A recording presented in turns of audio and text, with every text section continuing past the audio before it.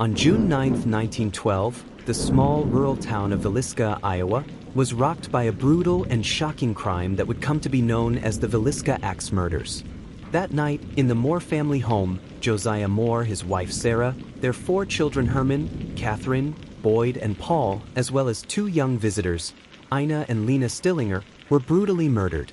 All 8 victims were bludgeoned with an axe while they slept, in what seemed like an unimaginable act of violence in a peaceful, tight-knit community. The killer, or killers, left behind no clear evidence, and the crime scene revealed a series of strange details. Curtains were drawn, mirrors covered, doors locked from the inside, and the axe itself, which belonged to the Moore family, was found next to the bodies. Despite these eerie signs, investigators found themselves at a loss for answers.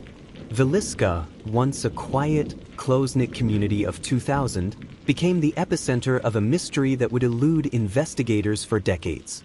Who was responsible for the brutal killings of 8 people in one family?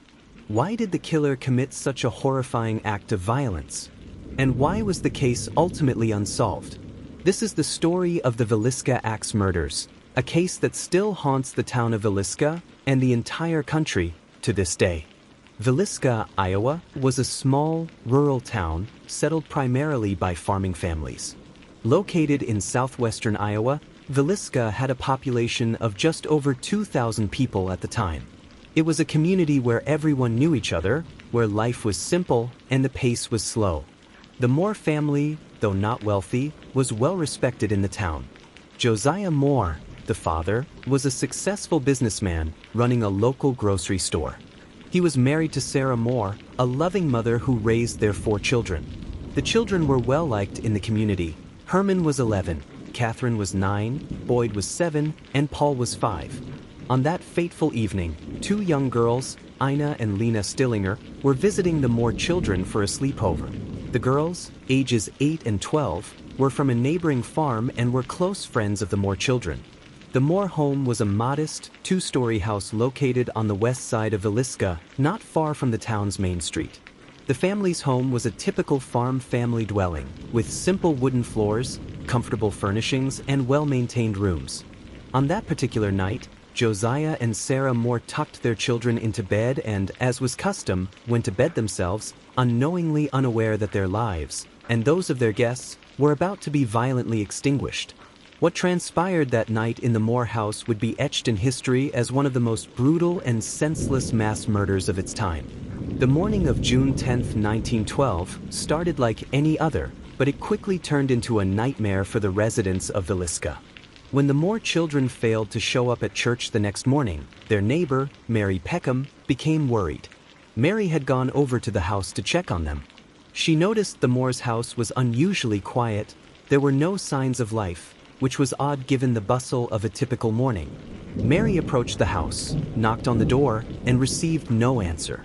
Concerned, she went around back and peered through a window, where she could see Josiah Moore's body lying in the bed. She immediately went to find help, and Sheriff Guy H. Hines arrived on the scene shortly after. Upon entering the home, authorities discovered the gruesome scene. Each of the victims was found bludgeoned to death in their bed, struck with an axe from the Moore family's own barn. The bodies of Josiah, Sarah, Herman, Catherine, Boyd, Paul, Ina, and Lena were sprawled in various positions, bloodied and lifeless. The axe marks were deep, and it was clear the killer had taken his time. There was no sign of forced entry, but everything else about the scene suggested an unfathomable horror. Upon further inspection, it became apparent that the murderer, or murderers, had taken measures to conceal their identity. The windows were covered, the doors locked, and the murderer had carefully wiped the axe clean, leaving no fingerprints. These actions indicated the killer had knowledge of crime scene preservation or perhaps had planned the act meticulously. Sheriff Hines, along with investigators, immediately set to work. The first priority was to identify any potential suspects or witnesses. Several townspeople were brought in for questioning, but no one had heard or seen anything unusual the night of the murders. The investigators first looked at those closest to the victims, the Moore family's neighbors, business associates, and anyone who had been in contact with them in the days leading up to the crime. The fact that the killer had struck in the dead of night, seemingly without warning, made the case even more difficult to crack. In an effort to piece together the events of the night, the investigators began canvassing local businesses and conducting interviews. However, none of the witnesses provided useful leads. The investigation ground to a halt quickly.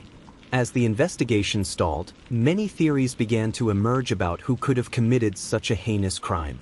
The most prominent suspects included Frank Jones, a wealthy businessman and former employer of Josiah Moore. The two men had a strained relationship, with rumors suggesting financial disagreements. Some believed that Frank Jones may have had a personal vendetta against Josiah. But despite these suspicions, there was no direct evidence to tie Jones to the crime. William Blackie Mansfield, a man with a criminal past, was another suspect. Mansfield was suspected of being involved in similar axe murders in neighboring states. However, his alibi during the time of the Villisca murders ruled him out as the culprit. Reverend George Kelly, a traveling preacher who had been in Villisca the night of the murders, was another suspect. Kelly's strange behavior raised suspicions, and he confessed to the crime, but his confession was inconsistent and contradicted by the evidence. He later recanted his statement and was acquitted after 2 trials. Despite these suspects, no conclusive evidence emerged to point to a single perpetrator. Investigators were left scrambling, their theories about the crime crumbling one by one. The investigation faced several key obstacles that contributed to its failure. Lack of forensic tools. In 1912, forensic science was still in its infancy. The tools that are now essential for solving crimes, such as DNA testing, fingerprinting, and advanced ballistics, were not available. This made it extremely difficult for investigators to gather hard evidence. Compromised crime scene.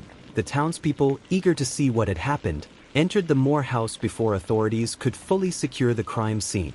This resulted in the contamination of potential evidence, and investigators could not rely on the crime scene for clues. Conflicting testimonies and false confessions. Reverend Kelly's confession, later deemed false, confused the investigation further. The inconsistencies in his statements and the lack of physical evidence tied to him made it impossible to definitively conclude his involvement.